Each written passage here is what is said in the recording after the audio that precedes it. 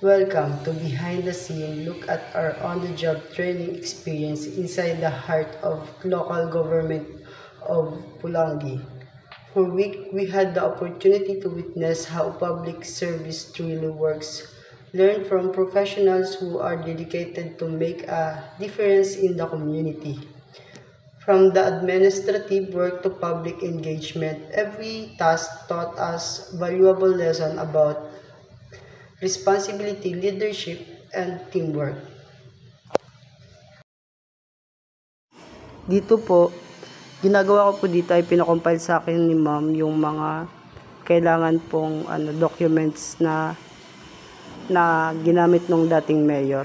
So, papalitan na po yun ng mga bagong documents po ulit.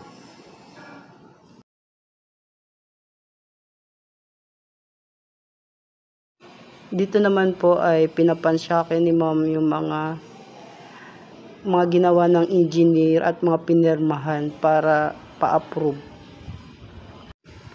At dito po makikita nyo po na masaya kami sa ginagawa namin habang nagpa-punch ay nagkikwentuhan din po.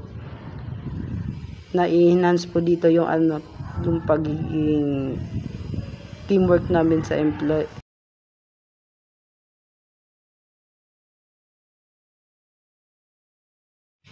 Dito naman po ay nag-double check kami ng mga perma kung ang perma po ay na-verified na o hindi pa po.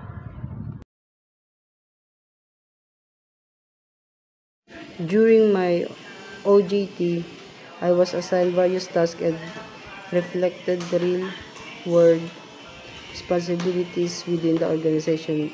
This include assisting with administrative duties, organizing and filling document, encoding data, responding to email, and supporting team operation.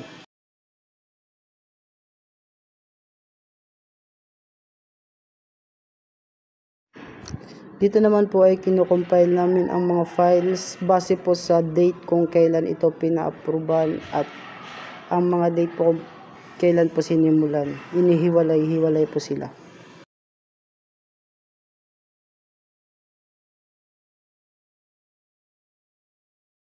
Ganun din po dito. Parang isang picture lang po siya. From administrative work to public engagement, every task taught us valuable lesson about responsibility, leadership, and teamwork.